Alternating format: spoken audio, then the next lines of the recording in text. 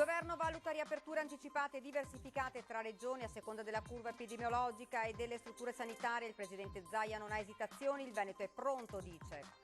Da lunedì tornerà al lavoro 1,5 milioni di veneti, presentato dall'assessore Lanzarini il manuale con le linee guida per la riapertura delle attività produttive.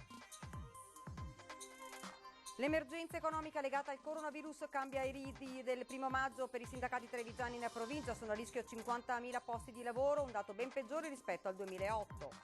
Le aziende sanitarie illustrano la fase 2 negli ospedali. A San Bortolo di Vicenza arrivano anche i tornelli elettronici, mentre l'invito agli utenti è di prenotare visite, prestazioni e prelievi.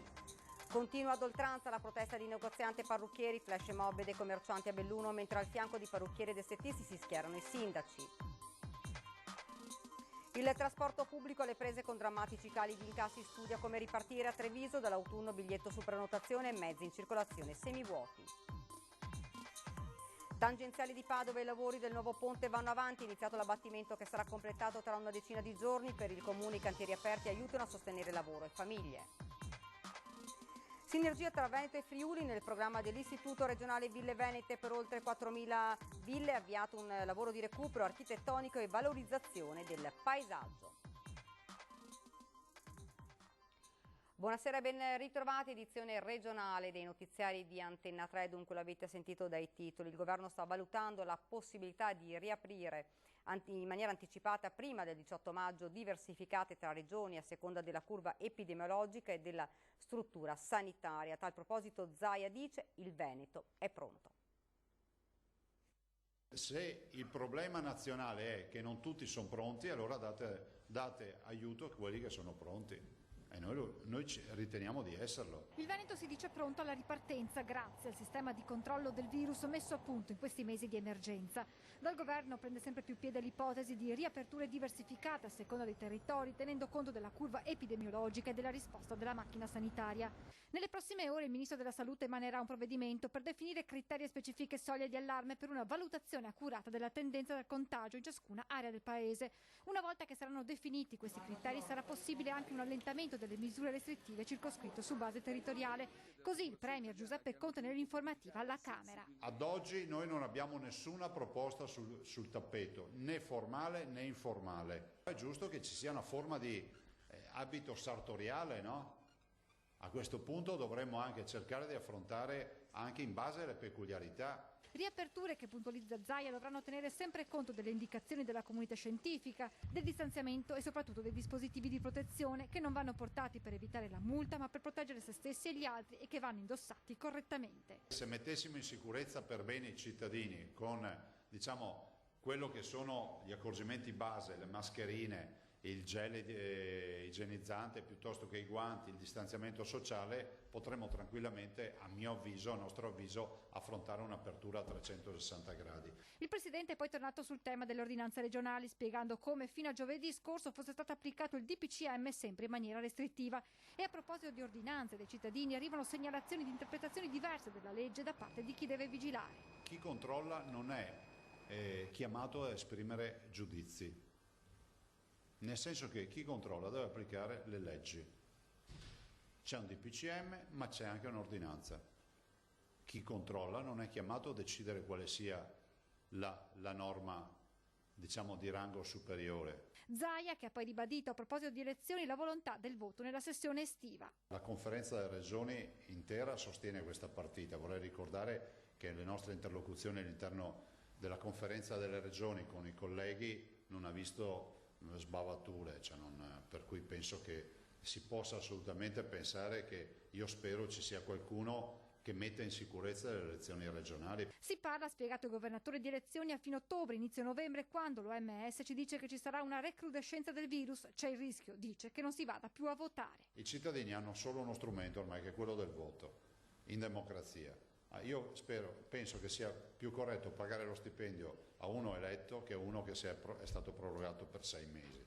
Questa emergenza, ha concluso Zaia, sarà ricordata per le case di riposo e per i ragazzi. Sul fronte scuole, in vista della ripresa delle attività con i genitori che torneranno al lavoro, la Regione è impegnata a mettere a punto delle iniziative per l'accoglienza dei più piccoli anche durante l'estate, da concordare con il governo.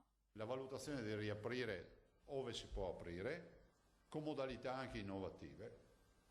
Il tema del network di tutte quelle realtà che sono i GREST, i centri estivi, i luoghi privati dove si portano i bimbi per i compleanni, per le festine, il tema della scuola dell'infanzia che ci hanno dato disponibilità ad essere aperti anche tutta l'estate, sostenendo economicamente le famiglie.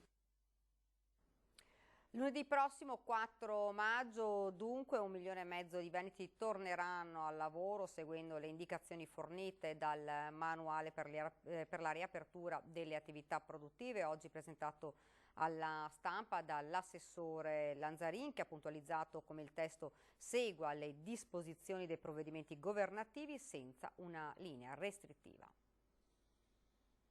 Varato dalla Regione del Veneto il manuale per la riapertura delle attività produttive e inviato a tutte le parti sociali. È l'equivalente del testo sacro per la cosiddetta fase 2, con una grande e sostanziale novità.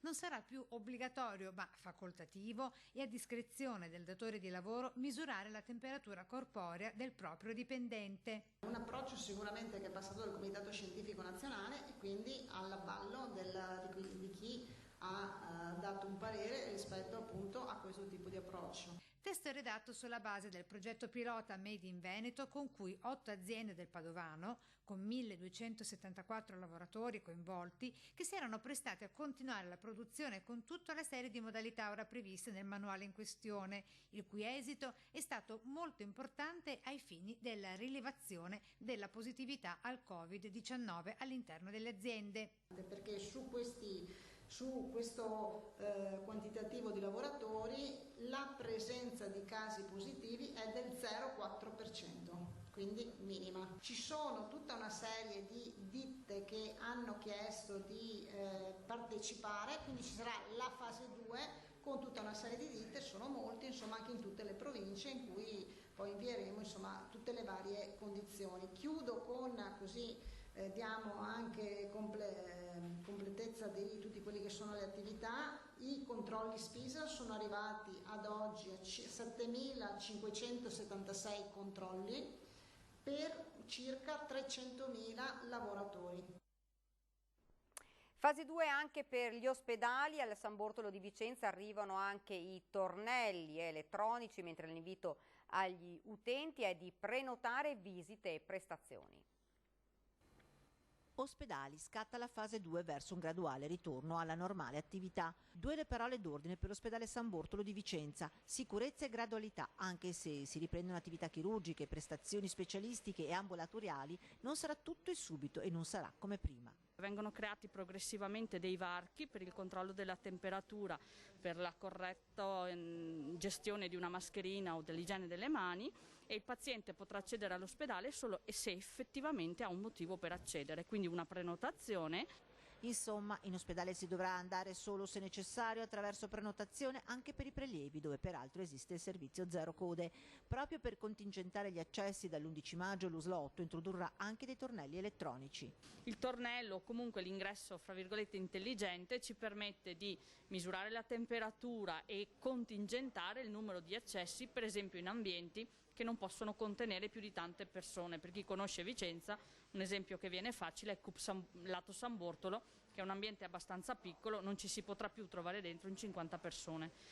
Tornelli anche all'ospedale di Montecchio e Arzignano. Le visite programmate, 10.000 quelle accumulate e sospese causa Covid, saranno riprogrammate, ma è indubbio che le liste d'attesa si allungheranno. Si apre intanto con orari pre-Covid, qualche giorno di ferie per far tirare il fiato ad infermieri ed OSS, 250 quelli impiegati in emergenza Covid, ma l'attività non si ferma, sarà solo riorganizzata come gli stessi spazi, con un nuovo front office, sale d'attesa per il distanziamento sociale e l'invito ad andare in ospedale solo se strettamente necessario. Da domani e per 4 giorni il nuovo ciclo di tamponi sulla popolazione di Vo, che sarà sottoposta anche a esame sierologico e del DNA, alla ricerca di come si sviluppa il coronavirus, un laboratorio unico da cui tutto il mondo scientifico aspetta delle risposte. L'appuntamento è per le 8:30, praticamente presso il plesso scolastico del comune di Vo. Diciamo che il screening come orario si protrarrà fino alle ore 18. 4 giorni, da venerdì a lunedì, una collaudata suddivisione degli abitanti per zone di residenza, la speranza che si presentino di nuovo tutti, bambini compresi. Laboratorio di studio del coronavirus, riparte con il terzo giro di tamponi, esame che sarà affiancato anche dallo studio sierologico e dalla mappatura del DNA. I dati ricavati ed elaborati dal virologo Andrea Crisanti e dalla sua equipe saranno a disposizione della comunità scientifica mondiale. 3.300 gli abitanti chiamati. Il sindaco Martini fuga anche le ultime paure. Se qualche paura per la privacy, ho detto loro che sono assolutamente tutelati nel modo più assoluto tutti i dati, con la massima sicurezza, perché questo è come in realtà quando si va a fare un esame in ospedale. Uno studio unico è possibile solo in questi 4 storici giorni di inizio maggio 2020. Non sono dati a campione, ma di un'intera popolazione, e questa è la differenza. Questa 3.300 abitanti che sono stati isolati sono gli stessi, sono stati testati una prima volta, una seconda volta, e dobbiamo renderci conto che questo è possibile in questo momento a livello mondiale. Quindi questo studio si può fare solo a voi. Ecco perché dobbiamo presentarci tutti. Grandi le speranze da questo nuovo sacrificio degli abitanti di questo comune, conosciuto prima del 21 febbraio per il buon cibo e il buon vino. Tutti sono invitati a partecipare, anche i bambini, per cui il comune ha preparato una festosa accoglienza con i clown. L'emergenza economica legata al coronavirus cambia i riti del 1° maggio nella Marca, dove a rischio ci sono 50.000 posti di lavoro, un dato ben peggiore al 2008. Da qui l'appello alla coesione e a garantire la massima sicurezza in vista della ripartenza. Le stime danno una perdita complessiva, e si dovrà vedere a fine anno, di una perdita di 50.000 posti di lavoro in provincia, che vuol dire una percentuale molto più alta, quasi il 50% in più di quello che era il dato della crisi del 2008. La prospettiva è nera e travolge tutti i dati dell'era pre-Covid. Inutile negarlo, il 1° maggio del 2020 in terra di Marca sarà una festa non festa, dove più che da festeggiare c'è da riflettere e programmare un futuro. Il Trevigiano in particolare ha perso moltissimo sull'export. È aumentata in modo esponenziale la cassa integrazione. Esplosione degli ammortizzatori sociali derivata anche dalla moratoria sui licenziamenti che preannunciano i sindacati sarà riconfermata dal governo. Per quanto riguarda i decreti che sono stati emanati e mi sembra di aver capito che anche il prossimo, quello aprile-maggio, conterrà lo stesso provvedimento. C'è anche la sospensione dei licenziamenti, della notifica dei licenziamenti, e pertanto credo che nessuno abbia fatto questo tipo di comunicazione al momento. Sulla ripartenza CGIL e Cisle Will mettono le mani avanti, concordi che la sicurezza viene prima di tutto e che si possa trovare una via trevigiana. Sarebbe inconcepibile che uno va a lavorare la mattina pensando che perché manca la mascherina, perché mancano i guanti, perché non è possibile un distanziamento o una sanificazione dell'ambiente, debba comunque rischiare la vita o addirittura perderla per colpa del virus. È una cosa che assolutamente non è concepibile. Per il resto l'appello è quello alla coesione, oggi più che mai ad attendere il mondo del lavoro mesi durissimi. Non siamo ancora a metà del guado, e quando si è in questa fase è quella più complicata, perché vorresti tornare indietro ma non puoi, vorresti andare avanti ma sai che andare avanti sarà molto faticoso e molto complicato. Ma dobbiamo farlo per salvaguardare le nostre imprese e i nostri posti di lavoro. Bisogna ripartire dal fatto che si deve ridare valore al tema lavoro, al lavoratore, non al prodotto, al lavoratore. Continuano ad arrivare alla nostra redazione le testimonianze di parrucchieri ed estetisti disperati per le chiusure. Ecco il racconto di un estetista del comune di Carcere, l'appello del sindaco al premier Conte. Io sono pronta a ripartire, in quanto ho già attrezzato il centro estetico con tutti i dispositivi di sicurezza, mascherine in plexiglass, mascherine chirurgiche, camici monouso, calzari, guanti e disinfettanti. Oltretutto il centro estetico verrà sempre sanificato in quanto grazie al sindaco Tiberio Businaro abbiamo a disposizione gratuitamente macchinari all'ozono. Era tutto pronto per ripartire, un investimento in dispositivi, ulteriori costi, ma fatti nell'ottica di una ripartenza in sicurezza, e invece anche questa titolare di un salone di estetica di Carceri ha dovuto fare i conti con le chiusure stabilite dal governo. Chiediamo solo, e chiedo solo sinceramente, di ripartire, di poter iniziare a lavorare, perché non so se tra un mese potrò ripartire. Anche il sindaco del piccolo comune della Bassa ha espresso solidarietà ai commercianti e imprenditori, lanciando un appello al governo. Abbiamo due nemici da sconfiggere, il virus e la distruzione della nostra economia. Entrambi fanno paura. Sia pensare di trovarsi infettati in un letto di ospedale, ma anche il pensiero che ormai è già realtà per molti italiani di non avere più soldi per vivere. Comprendo la responsabilità di chi decide. È sicuramente una situazione di difficile gestione e di incerte prospettive. Tuttavia bisogna avere la forza e il coraggio di individuare una strada che tuteli le varie categorie sociali. Flash mob dei commercianti contro la prolungata chiusura dei negozi in una settimana in Piazza dei Martiri a Belluno. Ieri sera hanno manifestato la loro rabbia una settantina di commercianti. Mascherine d'ordinanza, guanti e distanza di sicurezza. Il richiamo è stato un tantam via social e via telefono, gli unici mezzi di comunicazione ufficiali in tempo di coronavirus. La risposta c'è stata, puntuale e ordinata contro la prolungata chiusura dei negozi. Difficile contenere la rabbia. Con gli aiuti che ci vengono dati dallo Stato siamo tutti nella cacca. C'è poco da dire, scusate il francesismo, ma è questa la verità. Dobbiamo prorogare e possibilmente almeno i primi 6 mesi dell'esercizio devono essere annullati. Il flash mob in piazza è andato in scena alle 19 di ieri sera. Insomma, alla fine la protesta è scattata anche fra i commercianti di Belluno. Lo slogan che hanno scelto è "Dove sei stato?", un gioco di parole che sintetizza chiaramente qual è la difficoltà della situazione. Sono tutti qui a distanza di sicurezza, uno però a fianco all'altro, si stanno sostenendo, la situazione per loro è divenuta insostenibile. Come i supermercati lavorano e sono riusciti a mettere in sicurezza e riescono a vendere e fare il loro lavoro, non vedo perché noi non lo possiamo fare, non siamo assolutamente diversi da loro. L'esasperazione esce a ruota libera non solo attraverso le mascherine, ma dagli occhi che parlano più delle parole. Belluno è una piazza difficile che si era risollevata dopo anni di difficoltà e le conseguenze della tempesta Vaia grazie al Natale delle Dolomiti. Non c'è stato neppure il tempo per gioire del successo. Deve essere proprio scolpito su pietra sta cosa. Noi commercianti, parlo di me ma penso per tutti, siamo i primi ad aver dimostrato di essere vicini alla cittadinanza nel chiudere i negozi anticipatamente al decreto.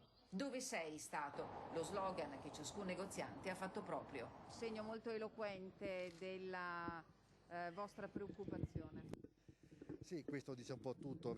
Siamo riusciti a riassumere tutto qui perché in realtà la responsabilità più grande, secondo almeno a me, ma penso anche ai miei colleghi, riguarda lo Stato stesso che ci ha abbandonato a noi stessi. La nostra categoria è una grande parte del paese e in questo momento non è tutelata, non è aiutata. È pronta anche la rivoluzione per il trasporto pubblico locale. MOM entra nella fase 2 con nuovi protocolli per la sicurezza e grandi incognite anche sul fronte economico. È lo stesso presidente Colladone a spiegare le nuove regole. L'entrata per quanto riguarda l'urbano e l'extraurbano saranno entrate diverse. L'obbligo delle mascherine e dei guanti perché usa il mezzo pubblico e poi la differenziazione che vedremo poi all'interno di ogni mezzo. Che la fase 2 non sia affatto un ritorno alla normalità lo si capirà semplicemente salendo su un mezzo della MOM dove tutto è pronto per viaggiare nella massima sicurezza, come mostra il presidente della compagnia di marca. Come si può vedere abbiamo ovviamente dei dispenser di igienizzante alcolico, ne abbiamo 2 in questo mezzo. Poi abbiamo anche l'indicazione dei posti che possono essere utilizzati e i posti che non possono essere utilizzati. La segnaletica sarà ben visibile e il distanziamento riguarderà sia i posti a sedere che quelli in piedi, una disposizione diversa che cambierà radicalmente la capienza dei mezzi fino a nuovi protocolli e decisioni. La riduzione della capienza di un mezzo come questo, che è un 12 metri, ha una riduzione di oltre il 60% della capacità totale. Attualmente si sta muovendo solo il 50% della flotta di MOM e un primo incremento è previsto per il 18 maggio. Dal 1 giugno scatterà invece il servizio estivo. Nell'era pre-Covid, per intendersi, MOM trasportava 86.000 passeggeri al giorno, ma i dati più impressionanti riguardano la perdita di fatturato 1 milione di euro al mese, e questo con l'aumento delle spese per la sicurezza. L'impegno dell'azienda ovviamente economico è importante, perché l'azienda, proprio per tutti i dispositivi anche di sanificazione che diamo, anche le dotazioni che diamo al personale viaggiante, spende oltre 80.000 euro al mese. Insomma, per il TPL le prossime settimane sono un'incognita. Ai viaggiatori va l'appello alla responsabilità fin dall'acquisto del biglietto. Il distanziamento sociale vuol dire anche acquistare il biglietto non a bordo, perché l'autista non potrà più vendere il biglietto a bordo, quindi i biglietti vanno acquistati a terra con i sistemi tradizionali o per via informatica. Ed ora ci fermiamo, c'è la pubblicità.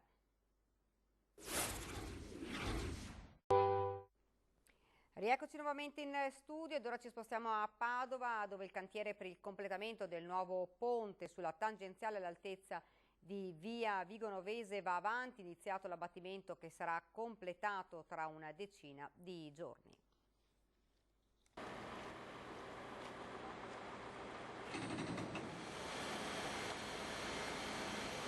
Ecco, stanno posando quindi il primo pezzo adesso del ponte che viene letteralmente tagliato a fette e imbragato e poi spostato pezzo per pezzo. Dopo quella di Ferragosto 2019, ecco la demolizione del secondo ponte di Corso Argentina su via Vigonovese. Una demolizione diversa, delicata. Questo cavo infatti non va toccato, è il cavo che porta la fibra in tutta la zona industriale. È stato spostato dalla sua sede iniziale, ma i pezzi della vecchia costruzione, già tagliati, verranno tolti uno a uno.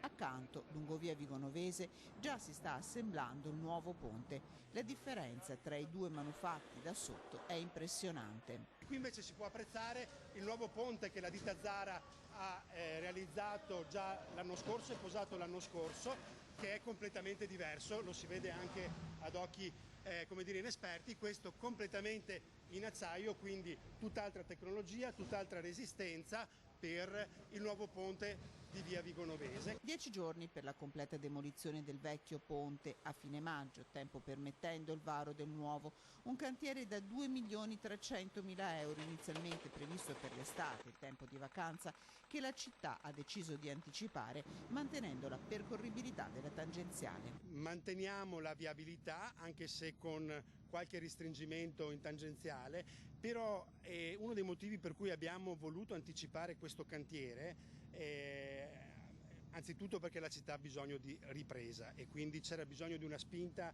anche delle nostre aziende, perché ogni cantiere che parte è un segno di vitalità della città, ma è anche un pezzo di economia che si muove, sono anche stipendi che arrivano a casa delle famiglie. L'abbiamo visto letteralmente tolto dall'asfalto ed ecco quel che resta del primo pezzo del vecchio ponte di via Vigonovese.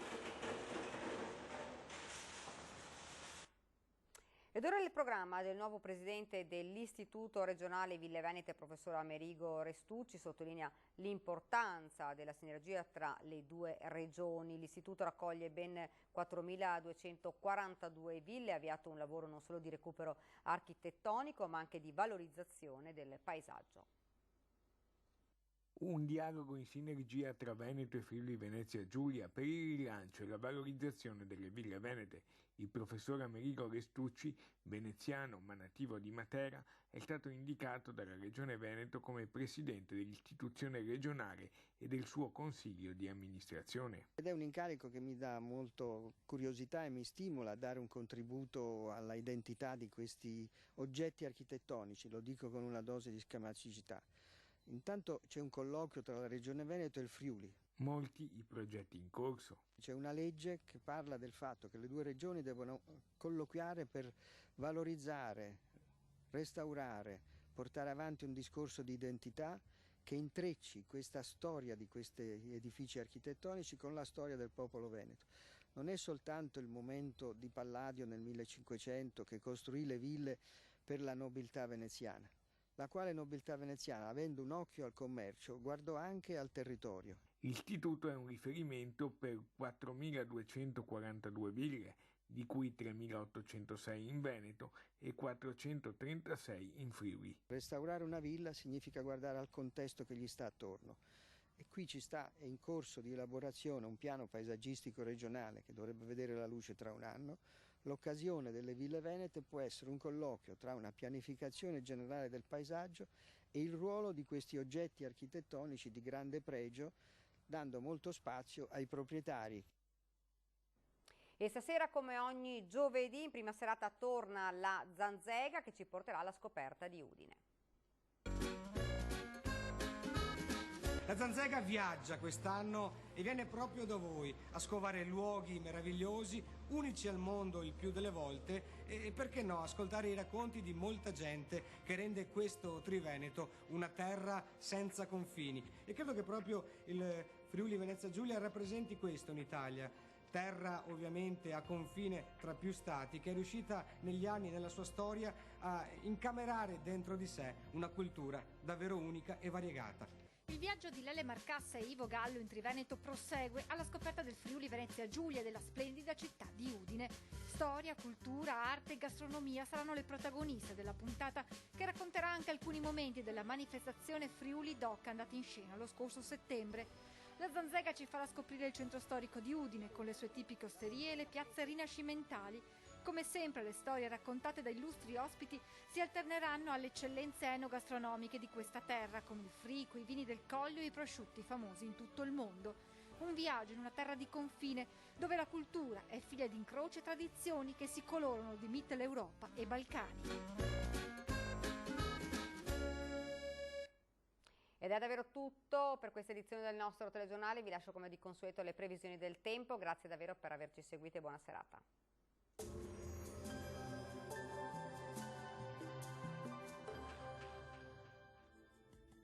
Bentrovati a un nuovo aggiornamento meteo. Festa dei lavoratori con tempo generalmente più stabile, ma ancora con qualche disturbo. Vediamo con l'aiuto della nostra grafica in quali settori saranno più probabili i fenomeni. Sul Veneto 1° maggio con più sole, come vedete, tuttavia non si escludono occasionali acquazzoni sui monti che in giornata potranno estendersi anche alle aree pianeggianti limitrofe. Temperature in lieve aumento, minime tra 8 e 13 gradi, valori massimi compresi invece tra i 18 e i 25 gradi.